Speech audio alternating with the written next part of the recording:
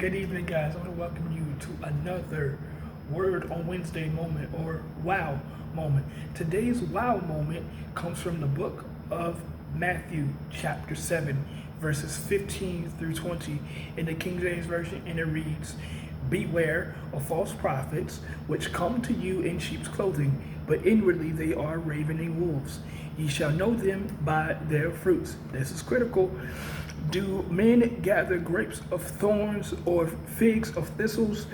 Even so, every good tree bringeth forth good fruit, but a corrupt tree bringeth forth evil fruit.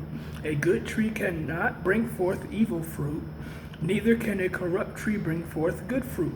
Every tree that bringeth not forth good fruit is hewn down and cast into the fire.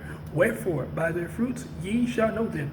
It is from this text I want to lift out this thought. I want to simply ask you a question. Where is your fruit? Notice here in the text, this is the B clause of Jesus' Sermon on the Mount. It is Matthew's Gospel. And I must tell you that there are 4 books pertaining to the Synoptic Gospels. It is Matthew's Gospel. It is Matthew, Mark, Luke, and John. Matthew's Gospel begins with the genealogy of Jesus. It is Matthew's Gospel according to Matthew chapter 1, where Matthew begins to describe how Jesus comes into the earth, saying that Jesus comes into the earth through the 42 generations of David. And so by the time Jesus matures up into from Matthew chapter 1 all the way up to Matthew chapter 4, by the time we get to Matthew chapter 5, it is Matthew chapters 5 through 7, where Jesus is teaching his Sermon on the Mount. Chapter 5, he begins with the Beatitudes. And in the B clause, which is chapter 7, Jesus is teaching about, he's teaching about judging others. He teaches about seeking, asking, seeking, and knocking.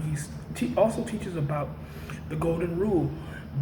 And then he also teaches about the way to heaven.